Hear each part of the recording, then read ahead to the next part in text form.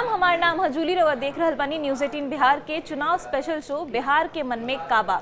और ये वीडियो में हमनी के बात कल जाए डोमिसाइल नीति पर, जेकरा के लेके पटना में लगातार प्रदर्शन हो रहल बा। छात्र लोग सड़क पर उतर के प्रदर्शन कर रहल बाड़े और हमनी के जानम जा कि का बिहार में 100% 100% डोमिसाइल नीति लागू होई कि ना होई। पटना में सरकारी नौकरी में डोमिसाइल नीति के मांग के लेके प्रदर्शन कई दिन से हो रहल बा। छात्र लोग काफी बड़ संख्या में उतर के सड़क पर प्रदर्शन कर रहल बाड़े।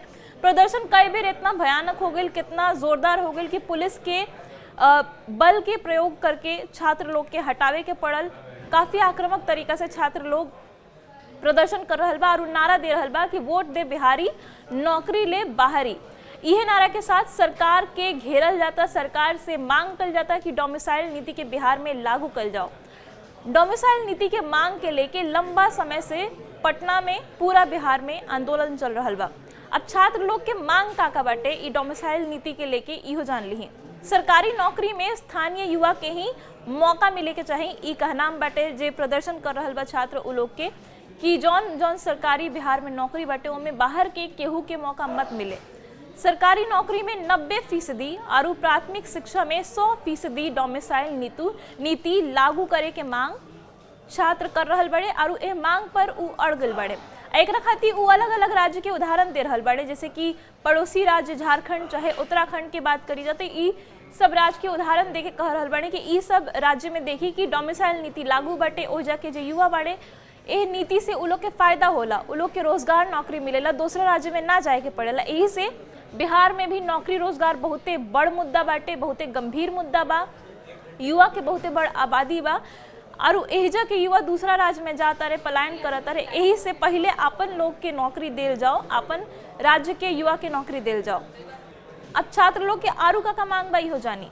छात्र लोग के कहना बा कि बिहार में डोमिसाइल नीति लागू हो जाए, चाहे जवन राज्य में डोमिसाइल नीति लागू बाटे वही जो एकरा के खत्म कर देल जाए। मतलब चाहे तो रहे तो बिहारों में रहे, ना रहे तो कहीं ना रहे, ई मांग छात्र कर रहल बाड़े। अब इतना डोमिसाइल के लेके हो हंगामा हो रहल बा तो सोचो तो कि आखिर डोमिसाइल होखेला का, एकर मतलब का होला। तो मतलब वो बूझ ली। डोमिसाइल के मतलब होला केहू के रहे के जगह, स्थान चाहे घर, मतलब जहाँ रउआ रहतानी ओकरा के राउर डोमिसाइल कहल जाए। मान ली कि बिहार में रहतानी तो बिहार राउर डोमिसाइल हो गई, उत्तर प्रदेश में रहतानी तो उत्तर प्रदेश डोमिसाइल हो गई, अगर एमपी में रहतानी तो एमपी डोमिसाइल भइल। अभी पूछी कि डोमिसाइल नीति के मतलब का बाटे, जौना के लेके इतना प्रदर्शन हो रहल बा, जौना के लेके इतना हंगामा हो रहल बा।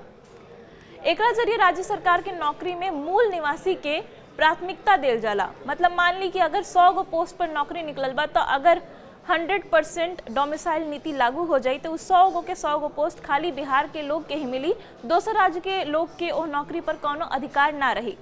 वही राज्य के निवासी नौकरी खातिर आवेदन कर सकेले, कौनो दूसरा राज्य के जो निवासी बड़े उ बिहार में नौकरी खातिर आवेदन ना कर पाई हैं अगर डोमिसाइल नीति लागू हो जाए तब। बिहार में डोमिसाइल नीति पर अब तक का स्थिति बाटे इहो बूझ ली। काहे कि एकरा के लेके अब चुनावी मुद्दा भी बनावल जात बा। तेजस्वी यादव बार बार कहता नहीं कि हम जब सरकार में आईम, अगर हम चुना गईनी तो हम डोमिसाइल नीति लागू कर दे, हमारे बिहार के युवा के ऐसे फायदा होई। पहले रहे कि ना रहे, कब खत्म भइल का भइल इहो जान ली। 2020 में बिहार में डोमिसाइल नीति लागू रहे और एकरा के खत्म कर दिल गई 2023 में शिक्षक भर्ती परीक्षा के दौरान। एकरा के लेके खूब हंगामा भइल रहे 2023 में, अगर रउआ याद होई तब। जब खत्म भइल तब गौर करे वाला बात ई बाटे कि तेजस्वी यादव तब डिप्टी सीएम रहन और बिहार सरकार में साझेदार रहन। तब महागठबंधन के सरकार रहे, नीतीश कुमार तब आरजेडी के साथे रहन और तेजस्वी यादव के सरकार में रहते ई डोमिसाइल नीति के खत्म कल गई रहे।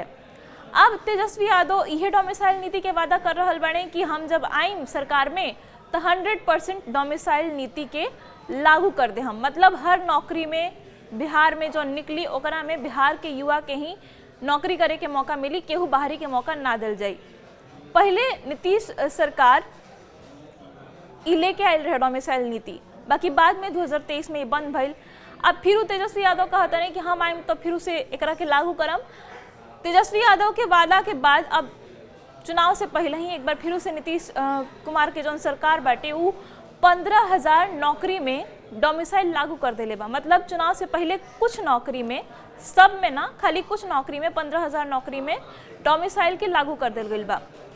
सब राज्य अगर डोमिसाइल लागू कर दही तो बिहारी के का होई, इहो एगो सवाल रवा मन में उठत होई। काहे कि बिहार में जब मांग हो रहल बा तो दूसरों राज्य के युवा मांग करी हैं कि जब बिहार में हमनी के नौकरी नहीं मिलत तो हमनी के राज्य में उनका लोग के नौकरी काहे मिले।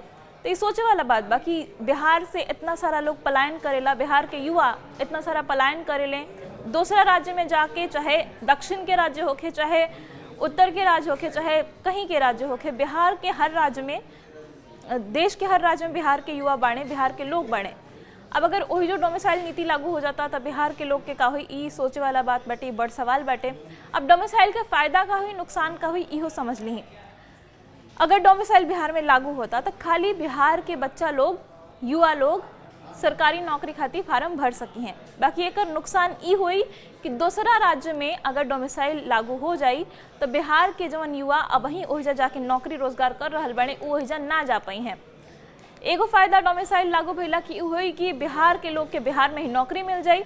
बाकी एक नुकसान ई हुई कि अगर दोसर राज्य ई नीति के लागू कर देलस तो बिहार के बहुते बड़ आबादी के दिक्कत हो सकेला। काहे कि बिहार के बहुते बड़ आबादी पलायन करेला नौकरी खाती, चाहे रोजगार खाती, और जब एगो मुद्दा बिहार में उठी तो जाहिर सी बात बाटे कि पूरा देश में फैली और एक कहीं ना कहीं दोनों तरीका के असर देखे के मिली। इस सब मामला पर रवा का सोचतानी, का डोमिसाइल नीति के लागू करे के चाही, ना करे के चाही, और करे के चाही तो काहे, ना करे के चाही तो काहे? राउर का दलील बाटे, राउर का विचार बाटे, है पर हमरा के कमेंट में बताएं। बाकी अभी वीडियो में अपने धन्यवाद।